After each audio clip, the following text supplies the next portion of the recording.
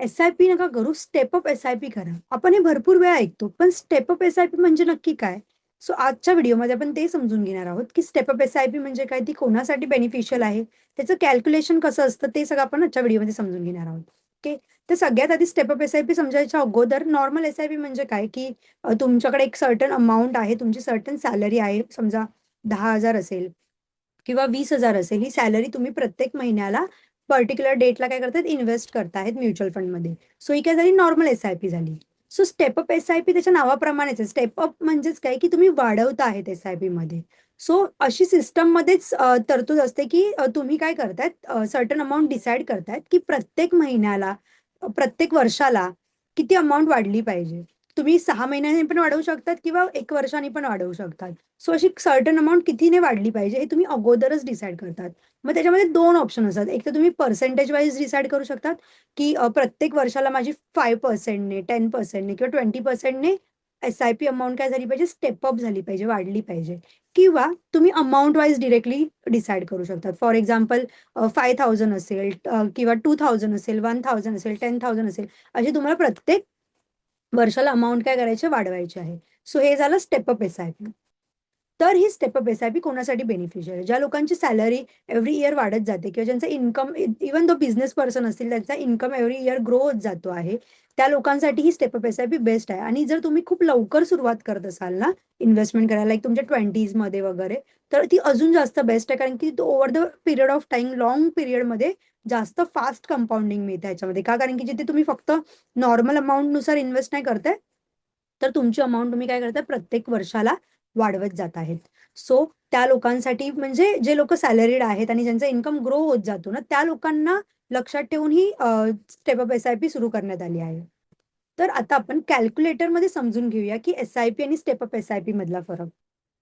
तर आता इथे आपण एक्झाम्पल घेऊया, की आपण समजा 10 वर्षासाठी आपण 20 वर्षासाठी घेऊया. 20 वर्षासाठी समजा मला इन्व्हेस्टमेंट करायची आहे आणि मी 15% रिटर्न एक्स्पेक्ट करत आहे, की मला 15% रिटर्न्स 20 वर्षामध्ये मिळतील एव्हरेज रिटर्न.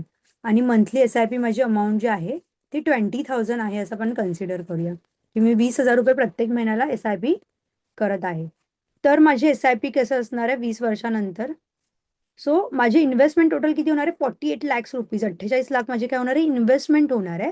त्याच्यावरती मला अल्मोस्ट 2 करोडचा गेन होणार आहे. आणि माझी जी टोटल वेल्थ क्रिएट होणार आहे आफ्टर 20 इयर्स विथ 20,000 एस-आय-पी, ती किती असणार आहे? 2 करोड 65 लाख. सो ह्या रेंजमध्ये असणार आहे. एक सर्टन कॅल्क्युलेशन आपण म्हणजे एक अंदाजे कॅल्क्युलेशन आपण याच्यामध्ये हे केलेलं आहे. ओके.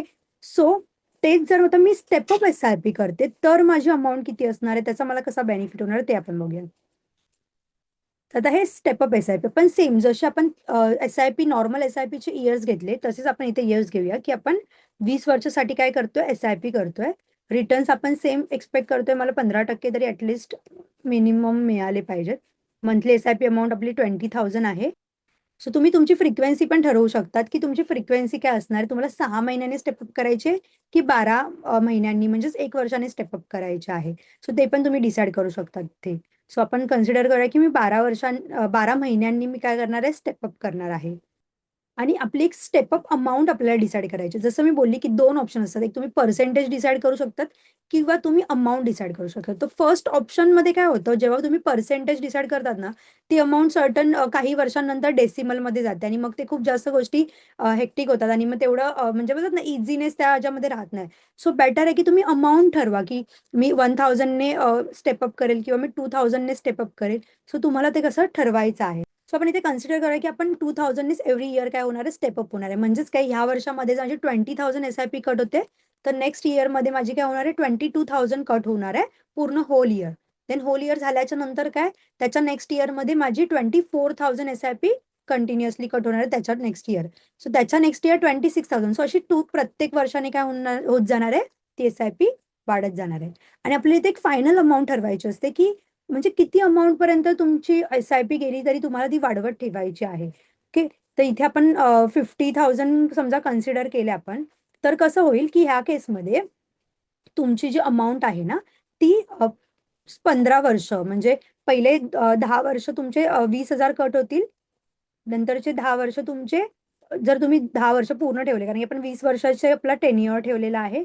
सो नंतरचे 10 वर्ष काय होतील तुमचे 40,000 कट होतील. म्हणजे टोटल अमाउंट कुठपर्यंत जाईल? 60,000 जाईल. पण मला काय पाहिजे, की माझी टोटल 60,000 एंडपर्यंत एस-आय-पी कट नाही व्हायला पाहिजे 60,000 अमाउंटपर्यंत. ओके. सो मला काय पाहिजे, की 50,000 कट झाली पाहिजे. त्याच्यानंतर ती अमाउंट स्टॅग्नंट राहिली पाहिजे. म्हणजे 50,000च एव्हरी मंथ कट झाले पाहिजे.